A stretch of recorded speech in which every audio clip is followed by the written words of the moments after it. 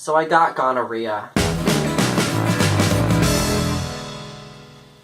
Hello everyone, welcome to this wonderful video reminding you to get tested regularly for STIs. We'll talk more about that later, but first, story time, because I know with a title like that, y'all are like, girl, what's the tea? So there we are, we're at Red Robin. I'm living my best life because I love Red Robin. He's wearing like those slip-on dress shoes, which is like fine if you're like going to work, but not if you're dating me. So that was the first red flag, but like he was funny in a kind of like nerdy way, but not in like a cool, geeky, fun way, and just like he's just a little weird. We went out for date number 2, and we went to karaoke with all his friends. As we were hanging out, I was like, dang, his friend is really attractive, and I'm definitely with the wrong one, which I have a long history of doing. Give this video a thumbs up if you can relate to dating the ugliest guy in a friend group and then regretting your life decisions.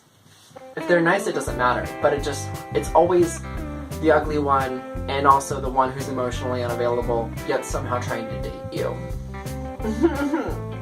Dating, am I right? So there I was, barbecue sauce on my titties, dicks are out, and here's the most disappointing part about the story.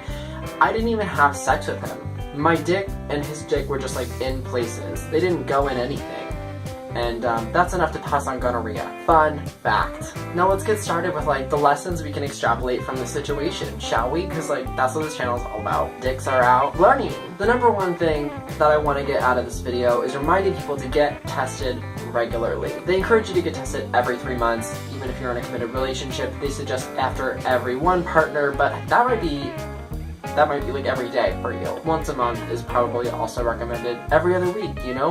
I don't know what's realistic for you. If you're having like a lot of sex, great for you.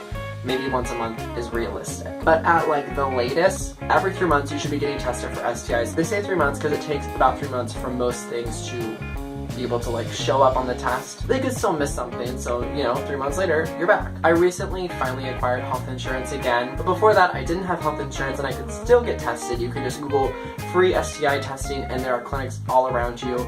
It's subsidized, there are private organizations. These programs are funded because generally the health and economy, etc. of our society are better when people are aware of their STI status as well as other, you know, health concerns, which is why we should have free healthcare. Anyways, the next thing I want to get out of this video is about the shame and stigma behind STIs, because when I first found out I had gonorrhea, one, I was mad because that is uncomfortable. It burned when I peed so much I wanted to scream. And like it felt like someone had shoved a crystal, like a diamond with like edges, up my. So if you have those symptoms, you might have gonorrhea. Also the discharge. At first I was like, I feel really gross.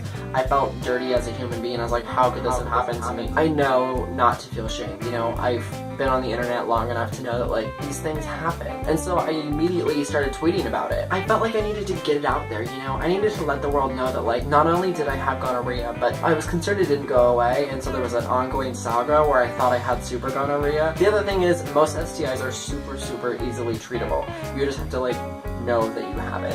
Which is circling back to the first lesson, which is you need to know your STI status. You should tell people if you are exposed to something, and you know, if you're like, yo, I have gonorrhea, and they're like, I'll still have sex with you. Yikes! But also, you know, maybe, who am I to judge? If they make that decision for themselves and they're a consenting adult, dicks are out. If they want their pee to burn, let it burn, baby. Let it burn. I'm not here to kink shame, I'm just here to spread the good word of getting tested regularly. The last thing is about slut shaming. So we talked about getting tested, we talked about the shame associated with having an STI in the first place, now we're going to talk about slut shaming. So a lot of people were like, oh, okay, nobody said this, because I have really supportive friends and also fans. I love you. Thank you so much for subscribing to this channel and giving this video a thumbs up, even though my friends and fans were like totally chill. I also know people out there are like judgy AF. And I know that like people on Facebook watching this video are gonna be like, wow, Jesse's a slut. First of all, I don't like your tone, because if I want to be a slut, I will. But second of all, I just happen to not be a slut at that time. One, if people want to have sex, let them have sex. Sex is really great. I used to sleep with a ton of people, and I used to not get tested regularly, and I did not have safe sex. It is miraculous that I am not dead, honestly. If you knew the statistics, it's a statistically valid pool of people, and if you know what that means, you know a base number at least, so congratulations on you for going to statistics. The point is, when I finally got gonorrhea, I was not being a slut. I hadn't slept with anyone in 3 months. So what I did was texted the guy. I had already told him like 3 days prior that I didn't want to see him anymore, so it was kind of awkward, but like, he was like, I don't want to see you anymore. Okay, thank you. And then like 3 days later, hey, so I got gonorrhea, and I haven't slept with anyone in 3 months, so I know that it was you who gave it to me. It's totally not a big deal. It's easy to treat. I already got tested. I just want to let you know so that, you know, you can deal with that. I googled how to tell somebody that they gave you an STI. There's not a lot of things out there, you know? There's a lot of resources of how to tell someone you gave them an STI, but not that many for how to tell someone they gave it to you. Because, like, I didn't want to come off mad. I just wanted to be like, girl, go treat your gonorrhea. The point is, I got gonorrhea, and that made me sad. That's circling back to the first point, once again, to get tested regularly, because you might sleep with one person, or one person regularly that you're dating. Boom, you still get an STI somehow. I'm not being like, oh, you're gonna get it from a toilet seat, but like, you know, you don't know if your significant other is sleeping around. You just don't. Love is not immune from STIs. I was gonna say love is not real, but like, you know, you can feel love. You can also just feel the discomfort of an STI.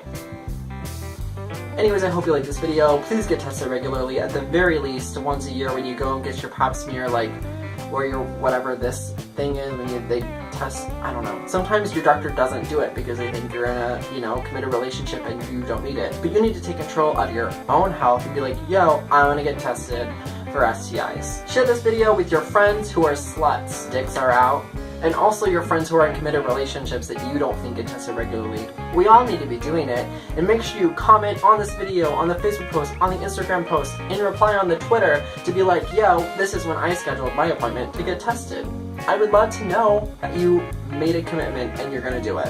And don't forget to subscribe. Bye.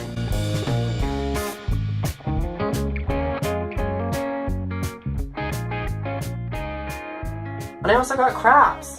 Twice.